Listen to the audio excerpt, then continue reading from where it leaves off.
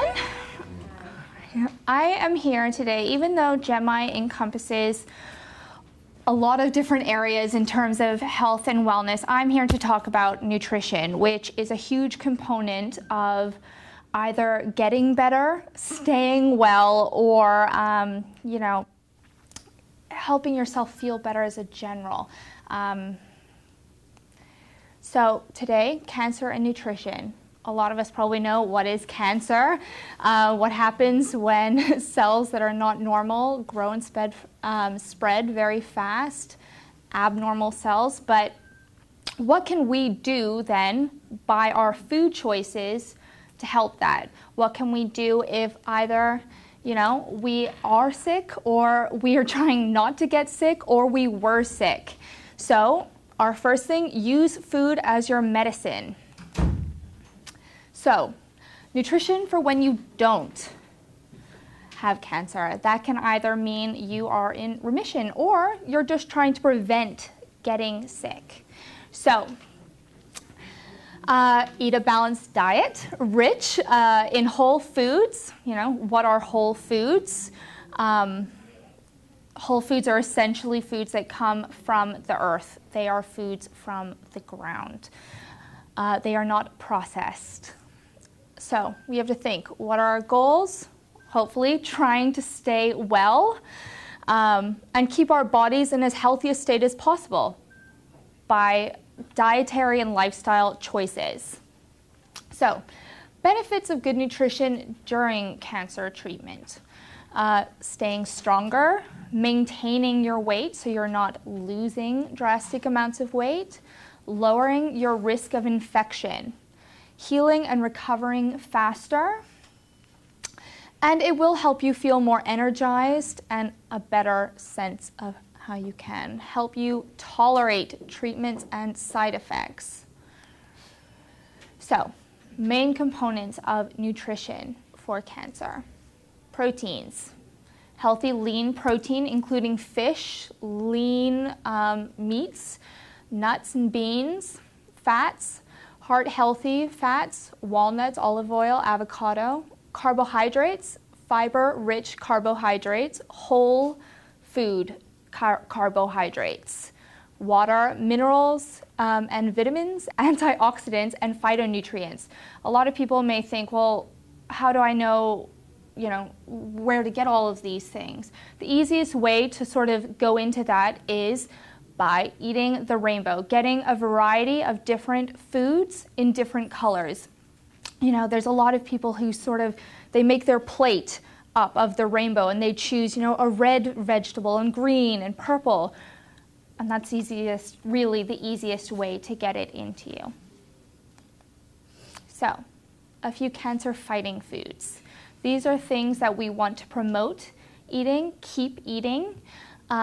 Broccoli, berries, tomatoes, walnuts, garlic, ginger, beans, dark leafy greens, so spinach, kale, mushrooms, turmeric, wheatgrass.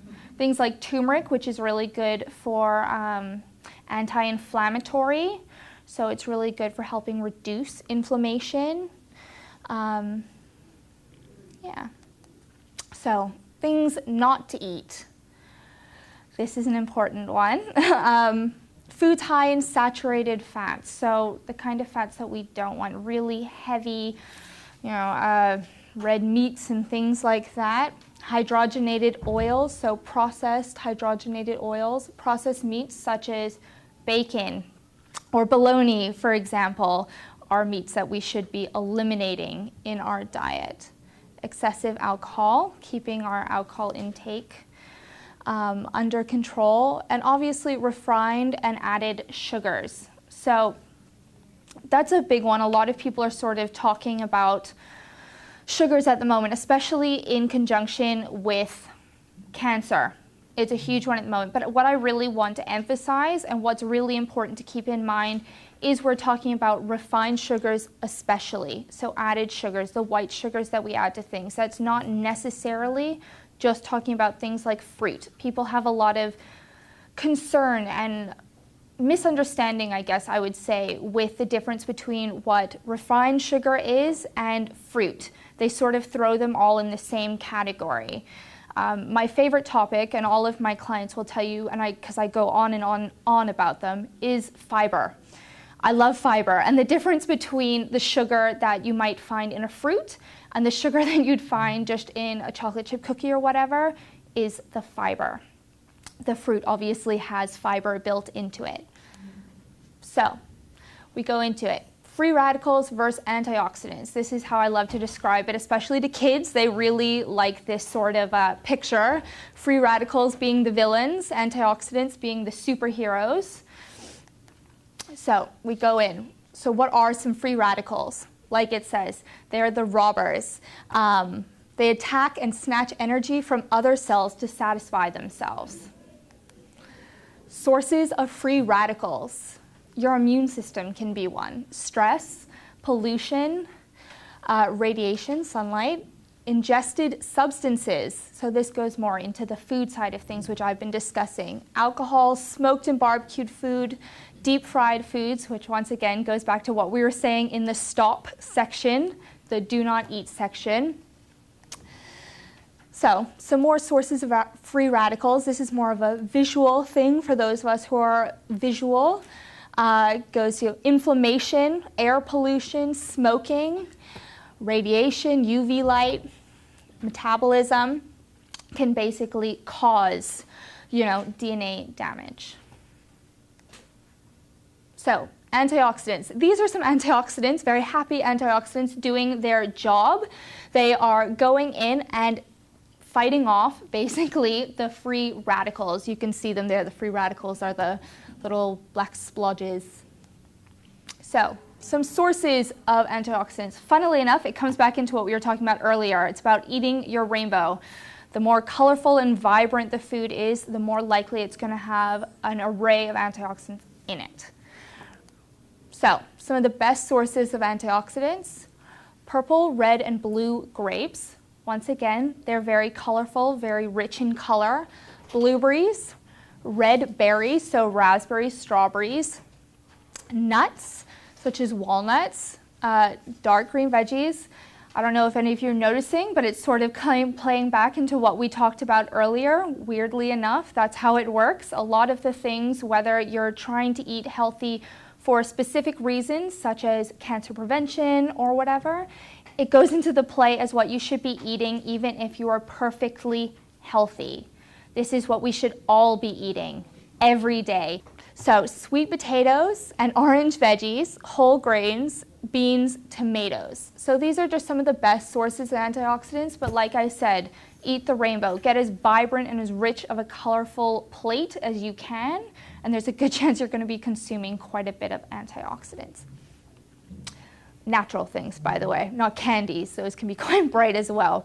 But anyway, now we go into my favorite topic, like I've just said, is fiber. I love fiber. I really think that we should all be looking into fiber a little bit more, discussing it, making sure we're getting enough. It's, funnily enough, colon cancer is a huge issue. It's rising here. And one of the main ways of helping that is through fiber-rich foods. So I'm going to be talking about what fiber-rich foods, but basically, to give you a summary of this, how do you know if it's fiber-rich? Basically, fibrous food is something that has been, or a whole grain, has been, it still has the fiber attached to it, the outside grain. So when you talk about whole grain, the difference between a whole grain and a refined grain is the outside shell is still attached to it. Yeah?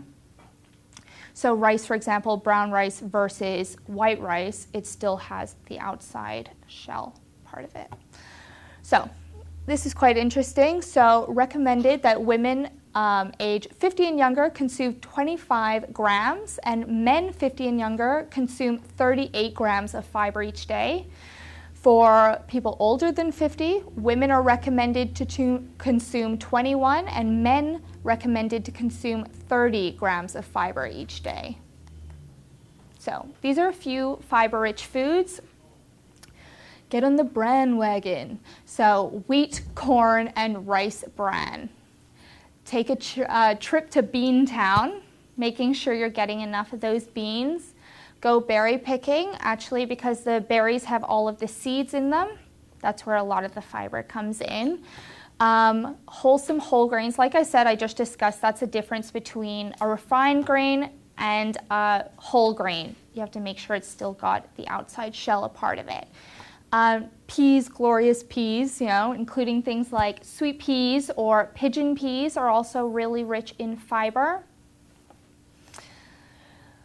So, ways of getting in cancer-fighting foods. Smoothies are a really great way of getting in these fiber-rich foods because you can basically throw in a whole slew of whatever you have in the kitchen and get it in. And it's sort of going to taste pretty good if you have in your favorite sort of things in there. Juicing is another good way. Wheatgrass was included in one of my earlier slides, which I understand is quite strong, bitter taste, and not everyone is inclined on it. But once again, if you add that into other juices, you can have an apple juice with the wheatgrass shot into it. It sort of neutralizes the taste, so it's not quite as potent and bitter. Stews. So adding in all of those fruits and veggies, once again, to these things. Teas are really good, especially we were talking about turmeric earlier. Turmeric, ginger, things like that can be made into teas. And it's a really great way of getting in some more of those things when you don't really know maybe how to cook with something like ginger or turmeric, or you just notice that you haven't eaten something with one of those things in today. What can I now have that might help me get some of that in today? A quick way of doing that is having turmeric tea. Soups, and once again, turning veggies, fruits into salad dressings, gravy, condiments. It sounds like a really simple thing. I understand this slide particularly seems simple, but most people don't realize that you can just replace really your store-bought condiments or gravies or salad dressings and replace them with things that you already have from the produce section. For example, you can use lime or lemon or grapefruit, the juice from those on top of your salads to have a salad dressing. It's a pretty good way of getting it in there. Okay, and I'd like to finish with catch a rainbow every day. Goes back to our initial slide. It really is about getting in as much colorful, vibrant foods as you can from the ground and trying to eliminate especially the things that are overly processed and man-made, because those are where a lot of the additives are that you're not in control of it when you're getting something that someone else has made. When you're getting it from the ground or from just the produce section and making it up yourself, you're in control of how much salt goes into it or oil goes into it or how long it's cooked, so it's not too overly cooked. It's steamed as you like it. Okay, well, I hope I've helped you out and you leave here with a new appreciation and love for vegetables and fiber like I do. And yeah, thank you very much. Thank you. At the brink of the hill on East Terrace is the Cancer Caring Center, a comfortable, secure, and tranquil space.